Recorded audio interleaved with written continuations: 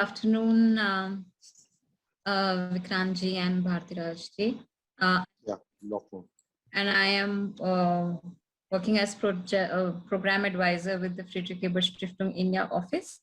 I welcome you to this postcard series called EV Evolution in India. And today's topic under discussion is skilling, reskilling, and upskilling, building a sustainable workforce for EV ecosystems in India. Skilling, they say, and we also know it's one of the game changers for millions of workers in the automobile sector.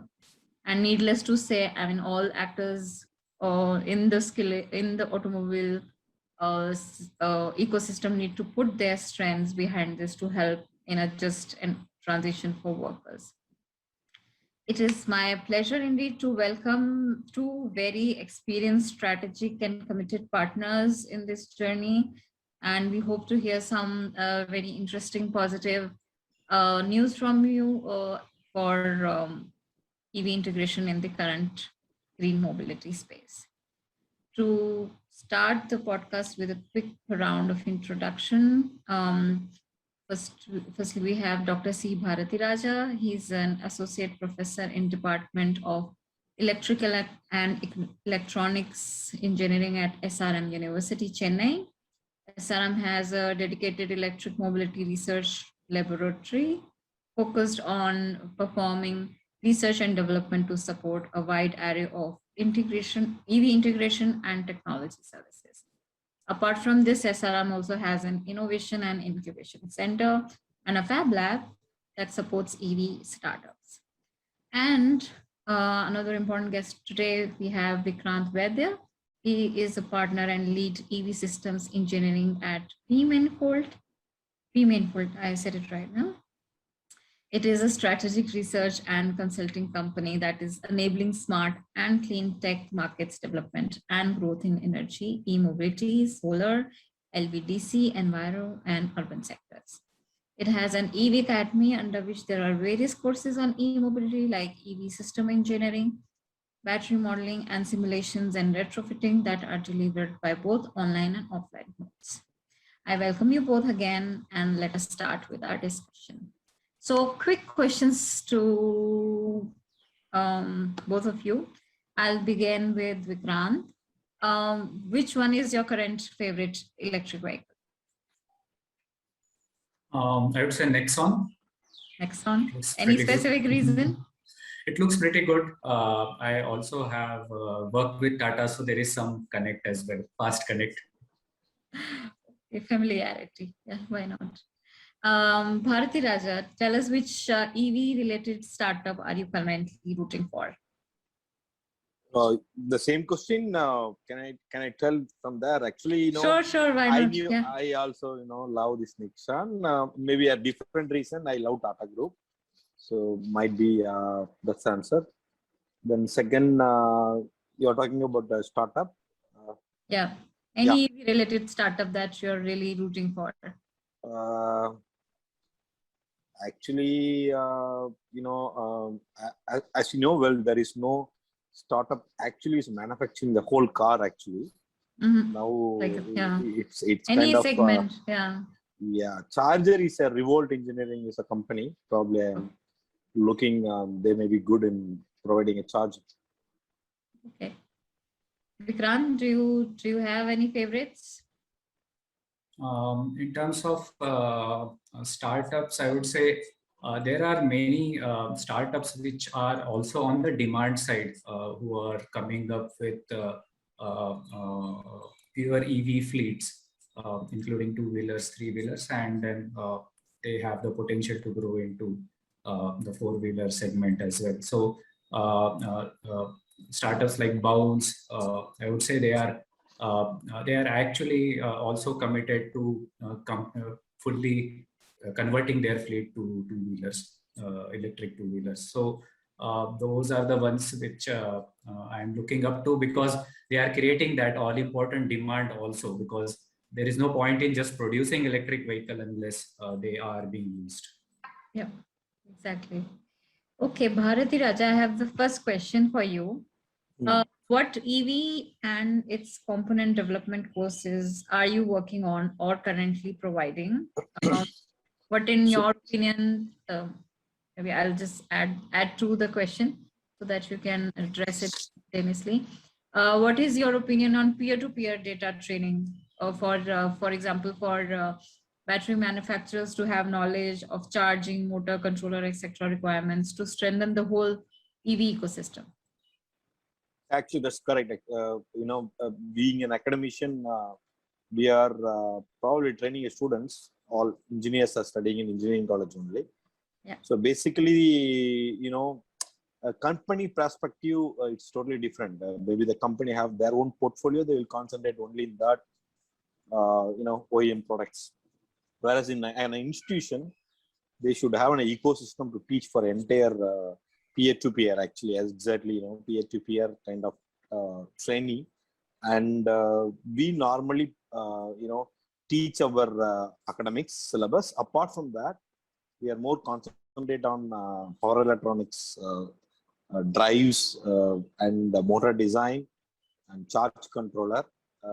Of course, the basic battery, how to be integrated, and what are the packing technology we have to follow, and development of BMS, of course, handling the BMS. So these are the major probably the area we are looking to give a training to the students. Probably this will be helpful for the industry, to try to take them directly into the field to work. Okay. Can you just elaborate on BMS, because there'll be a lot of listeners here who won't understand, the abbreviations which are used. Okay. So BMS is nothing but a battery management system. Normally, if you take a battery, battery cells are there, so all will be stacked. Depends on the current and voltage requirement of the drive. So these cells to be maintained in terms of charging and as well as discharging, because it can be, hot actually in the vehicle. So at least we have to provide a stipulated time to run into the vehicle, so we can go for the better charging and as well as the discharging profile. So whatever it is maintained, that is nothing but an electronic circuit, which is called it as battery management system. Okay. Yeah. And is there also like courses related to, say, end of life of a battery, say how to extract, when it goes to the, when it has completed its entire cycle, so how to pick it up, how to repurpose or remodel it, or how to pick up the essential Yeah. elements and disposal of the battery. So are there courses also related to these? Yeah. Actually, we are not into the much focus on this, reusable of the batteries. Basically, we are focusing on the type of the batteries and what is the energy density and how those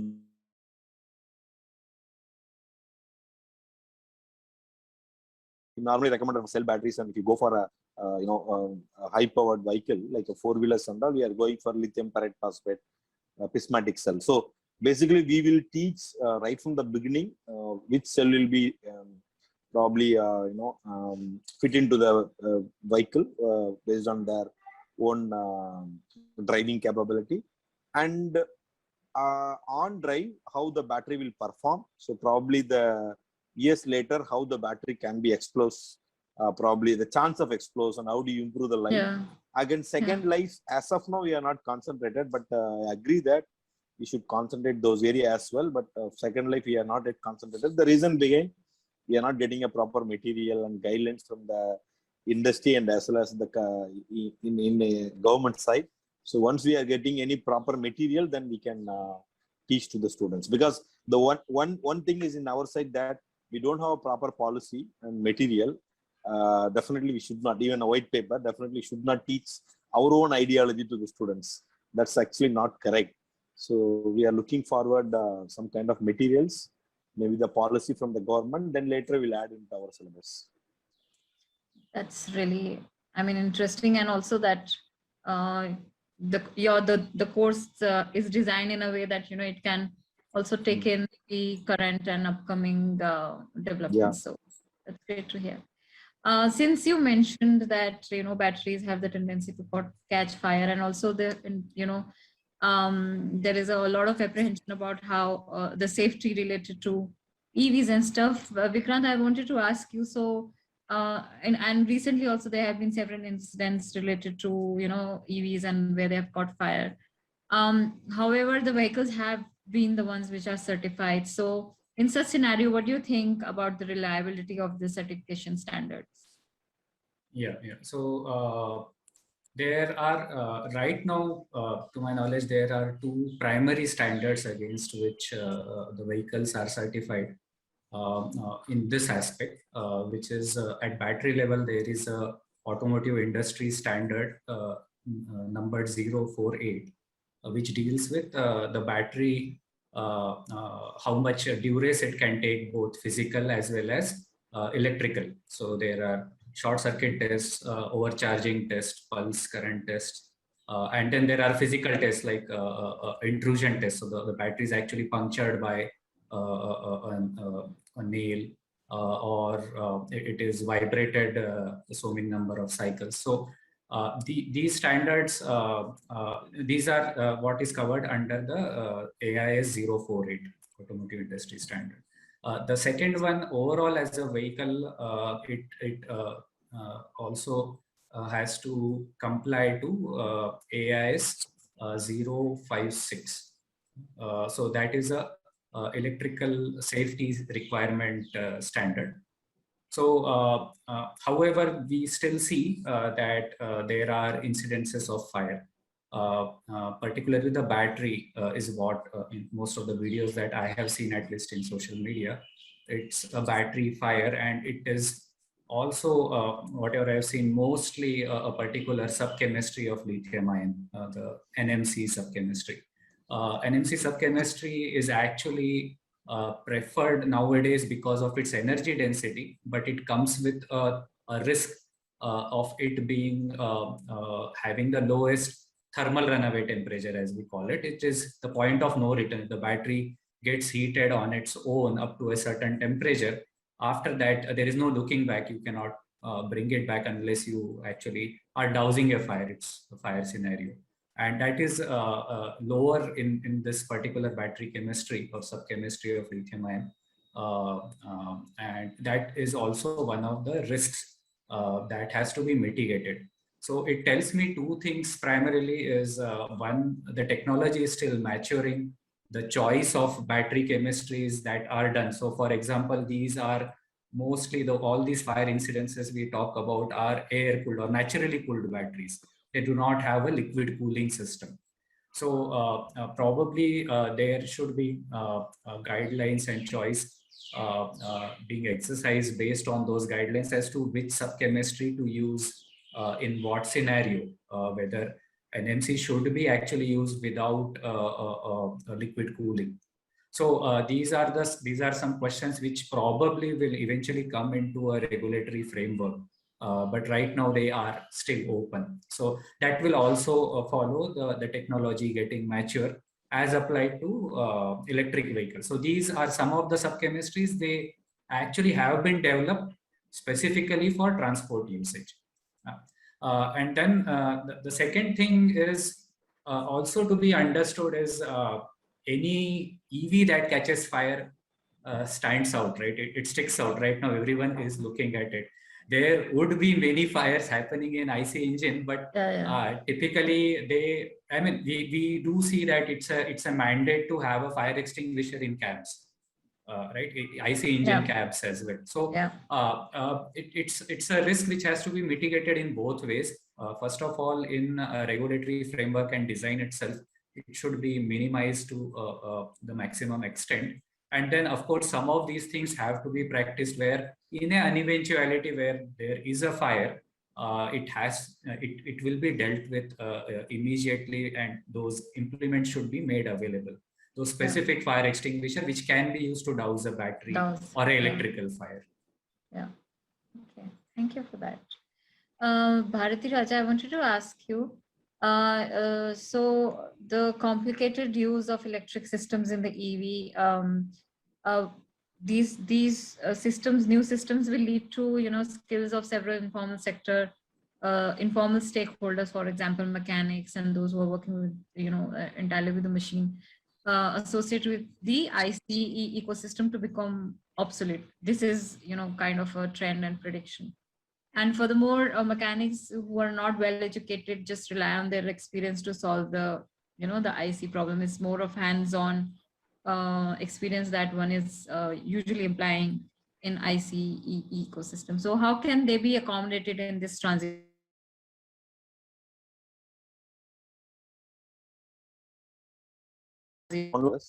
Yeah. Especially for example, our mechanical engineering students are, even if you take an automobile engineering students, the curriculum what it is there till 2021, the graduation school completed last year. Actually, they are not good to work with the EV. They are fully trained for IC. I see. So which means, yeah, diesel and petrol vehicles. So now these guys, wanted to be put in the manufacturing or any production industry to manufacturing EV and all. Rightly, they need certain training. Yeah. So those training, I guess, even I had a friend of in Tata Motors, and they used to normally say that they are 10% of people they are actually migrating to IC to EV. They are giving a training in different vertical. So probably this is an early stage. So we have to do in that way only, because we cannot get a throughout skill knowledge person in the specific field. But of course, nevertheless, maybe the years comes after 2 or 3 years, the fresh engineer can capable of working straight away. And one more thing, see, EV technology, it is something like it is not, of course, it's a new one. It's an early technology only. Normally, we are driving the motor through the battery, basically in the static nature. Now the EV is actually a rotating one, so this is a dynamic nature. As we can point out that the natural cooling is normally possible for all the static, but whereas in dynamic, you have to go for any liquid force cooling system and all. So now the people are understanding about how to handle the situation to situation. Probably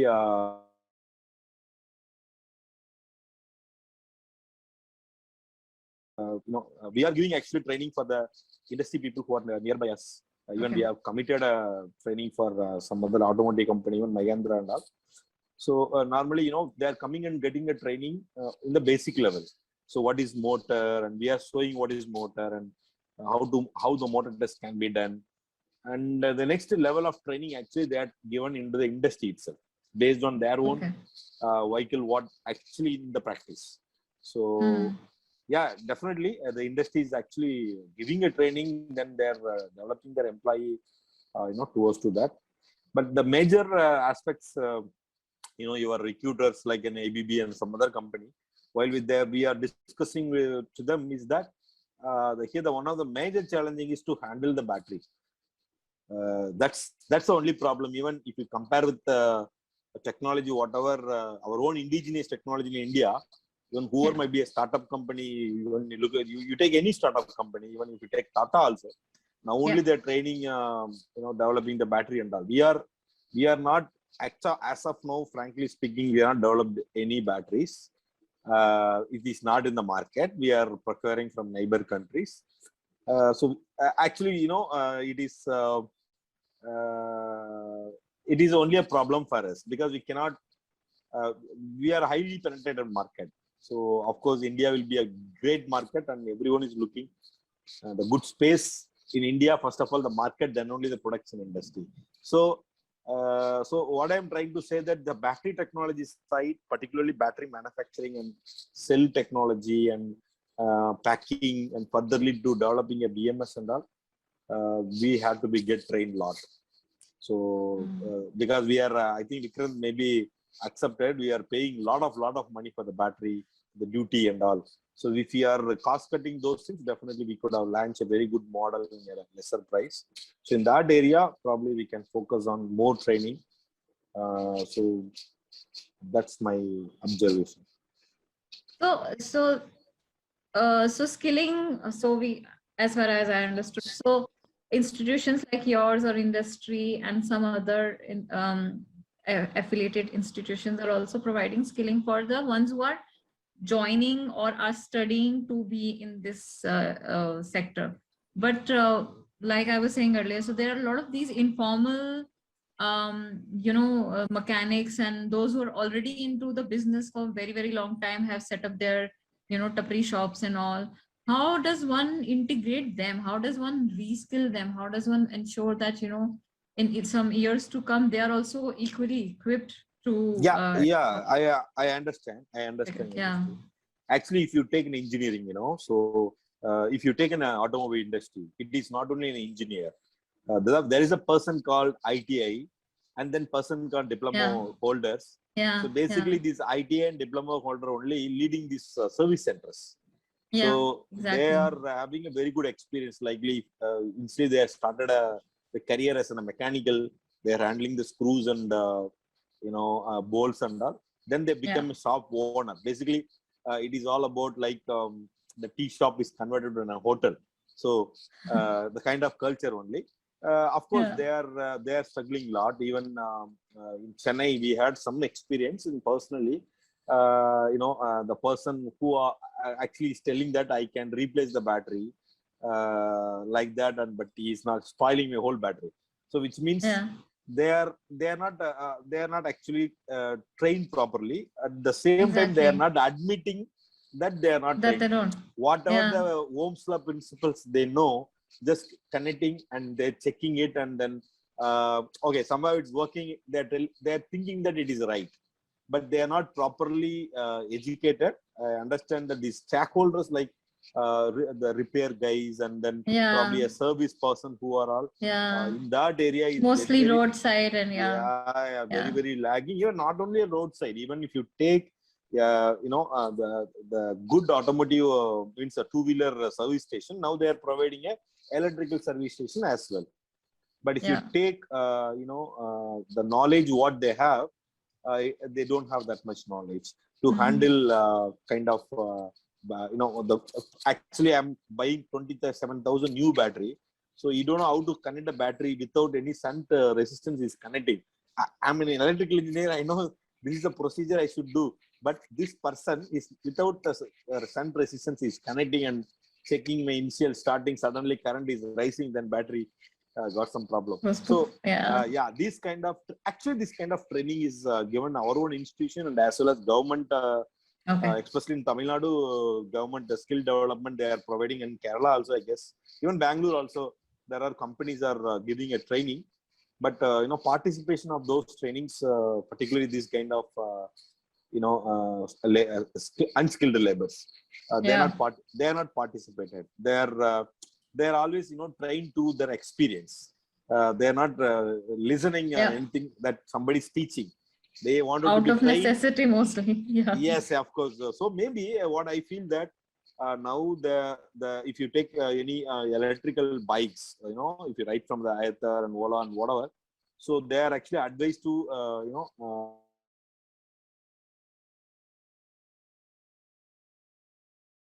for example, if you have any problem, you can stop nearby the road, and you will wait some time. The person's Customer service. they're coming and repairing. So, but it is not the case for every time. We are all driving the two-wheeler. We have experience now. So of course we need it, but I admit that the skills you are not provided, and we have to mature a lot in that scale of stakeholders. Okay. So coming to you, Vikrant, because you'd also be talking about research and new guidelines. We know that R&D is an important aspect of successful deployment of any disruptive technology such as EV. What is its significance in the context of EVs? Like how much R&D still required, and what is the current status of R&D facilitation in India? What are the strengths behind it, or what are the forces behind it? What could be the possible avenues for intervention in this space? Right, yeah. In fact, EV poses a very unique problem to the product engineering overall.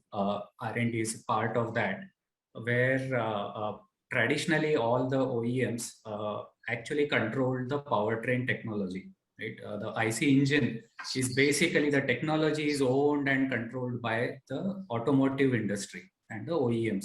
Most of them actually producing the engines in-house, particularly for the small and the medium-sized vehicles. Yeah. And then there are other applications of IC engines, but there it's not so demanding. You have fixed power generation gensets, you have marine applications, but there you do not have that kind of transient requirement that a mobility device would require. Now, coming to e-mobility, what has happened is none of the OEMs, I would dare say, that have any control over the technology of motors, or to that matter, even batteries. There are only, if you see the battery market globally, there are hardly 8 or 10 significant unit cell manufacturers. Rest all are actually aggregating those unit cells into battery packs for whatever requirements. So the technology, the IP is all actually now outside these OEMs. And that actually poses a very unique challenge because as a product developer, as a electric vehicle developer, as an IC engine vehicle developer, I could just walk to the next department which handles the engine and tell, I said that 120 horsepower would be enough, but no, I think I will need 150. So he will accommodate him. Yeah, I possibly as a product engineer or product manager, I cannot go to my motor supplier in the middle of the program and say I want to jack up the power output by 20%. And he will say it's just another motor altogether. Right? So now this becomes a requirement of having to understand your specifications very early. And it's kind of a systems engineering problem where the R&D has to focus on knowing what they need for this product accurately. And that actually starts driving down many things which were anyway being adopted in automotive industry, like virtual model-based development for hardware as well as controllers, and doing these proof of concept studies and all. So these were anyway being done, but now they will be more in focus because to have these extremely significant components which actually define the character of a vehicle. The powertrain actually is one of the most significant systems in a vehicle which defines the character. And that has to be nailed down to what is the ask from the vehicle program team. So that is one unique skill which is required. Yeah? And then R&D to be focused on electric vehicles has to get out of the IC engine mode as well. You cannot expect OEMs to invest raising an entirely new team from scratch for electric vehicle development. First of all, the jobs in the IC engines will successively become obsolete. The IC engine development as it is, if we see in Europe and the US, they have virtually stopped it. Most of the development actually is coming to India through their engineering centers or through service providers, engineering service providers. So they are actually already migrating completely to electric mobility. Now, it is also up to our OEMs to start looking at that. It is no longer, after a few Bharat stages, it will no longer be feasible to even produce an IC engine to meet them. That's a fact that has to be accepted. And I know there is some migration going on, like Bhartiya Raja has also said, you have Tata Motors migrating some 10% people probably per year or every 2 years, upskilling them to take EV roles. But I feel it needs to accelerate as well. There will be certain support on IC engines. There will be IC engines coming out trying to meet the next BS7 or BS6 stage 2 and then BS7 through this decade. But after that, you only need to just sustain whatever are the few sales which are happening in the IC engines. And we see there have been projections that EVs will be 20%, 30% by 2030. But there are things which are now bringing in more urgency to electrification, and we expect at least the two-wheeler, three-wheeler, four-wheeler segment actually going more than 50% by 2030. That's what we are seeing. Actually, there are a lot of interventions being done globally, and which India will also adopt. I mean, there will be no choice, frankly, the way we are seeing the climate changing as well. Yeah, exactly. And what do you think is how significant is the role of premier educational institutions or training centers in facilitation of R&D and incubation of startups in this field? Right, yeah. So, as I talked from the OEM perspective, now even if we look at from the supplier perspective as a motor or a battery supplier, they are also it's not all rosy, right? They are now faced with supplying to a very demanding application in e-mobility, where you have to do, as again Bharti Raja sir said, that it's something which is mobile now. You have to manage things while the vehicle is moving and not troubling the operator with it. So now that's also a challenging thing from the supplier's perspective.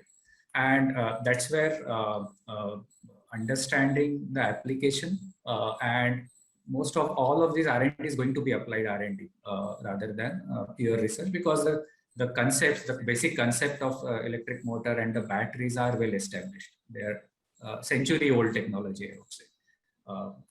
The advancement that is being done is more applied. So what is suitable for this application?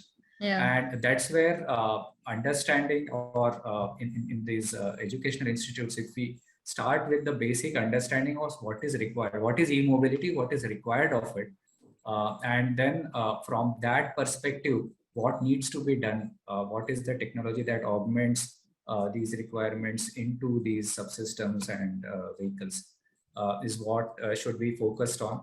Even I would say this kind of R&D could be started with a university, which is often a practice in again US and Europe, where some of these initial technological R&D is being done in the university, and then it's applied in collaboration with the OEMs or the manufacturers of motors and batteries. Yes. Still a long way to go, as I hear it. Till then, we keep importing. Yes, why not? Okay, so I think we're done with like long questions and serious questions, and here is coming up a round of rapid fire questions. 2-3 questions to each of you, and you have to be quick and quickly give me the answers. So start with Bharti Raja. In transition to e-mobility, what are the most sought after, like in demand job roles? Motor control and battery stacking and all. Battery stacking, and sorry, I couldn't catch the first motor one. control. Motor control. Motor control. Okay. Vikrant, what are the key engineering branches for EV and its component manufacturing? In fact, most of them: mechanical, electrical, electronics, even computer science, because yeah, we expect a lot of things to be shown and relayed to the operator. It's no longer like, oh, I am seeing this also on my dashboard. No, people actually demand that this should be shown on my mobile app, on my dashboard of an electric vehicle. So data analytics as well, data engineering as well. Yeah. Okay, Bharti Raja, what would be your most important tip for startups and incubators? Okay, so my side tip is that basically, the technology only going to change, but our attitude is never going to be changed. So whatever the vehicle models are already available, so these startups can concentrate that and typically give the same performance, same aerodynamics, same style, same behavior. That will be a good matter for them to launch the product successfully. Sure. Okay, Vikrant, because you were already talking about R&D, and I think you've already given this answer, but once more, for R&D, which component of EV has the largest scope? Battery. Battery? Yeah. True. You have to charge them fast, you have to discharge them fast, and you have to keep them light. Yeah. And you have to keep them Cheap as well, yeah. And cheap and catching fire. You have to keep them safe. Yeah. and finally you have to use them also longer time. Yeah. Okay, so Bharati Raja, where do you see women being integrated in the entire EV manufacturing ecosystem?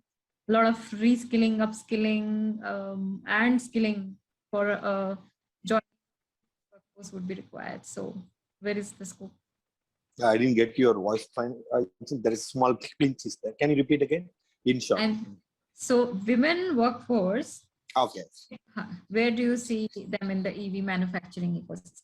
Yeah, this is a very difficult question actually. Okay. Probably their women are always, highly critically thinking. So they may be, maybe they can fit into AI techniques applied to EV. So that will be a great area where they can comfortably work with the system itself and show some magic. And lastly, Vikrant, what are the important national and international product design or development competitions which can be relevant for students interested in pursuing a future in e-mobility space? Yeah, there are already some of them running, like Formula SAE. They should go completely electric, in my opinion. The Baja. There are also some of these rounds in these competitions which are virtual. So as I also previously said, virtual development should also be in lot of focus. Okay. Maybe Bharati Raja, you want to add to this? Do you also know of any? Yeah, actually, yeah. I think Vikram rightly said this Baja and all. I am a mentor for SRM. We won 2 times prize in one in Brazil, one in Italy. So even we have some startup at present. It's all comes from Baja. So it's actually this is a very good practice that the engineers can compete on the different forum, and then they can get into that. And apart from that, I am expecting some more initiative to be done from our own government side, because so only certain proposals are coming, but it is end up with an R&D level itself. No products are actually coming into the market. So probably I'm looking forward a little, extra fruits from the government, maybe the peer-to-peer finance support for developing at least a vehicle for a startup company or any incubator who also, that will be great. Great. Maybe through the competition, actually the government can do this. The winner can get an opportunity to launch or to get the fund and further move forward. Yeah.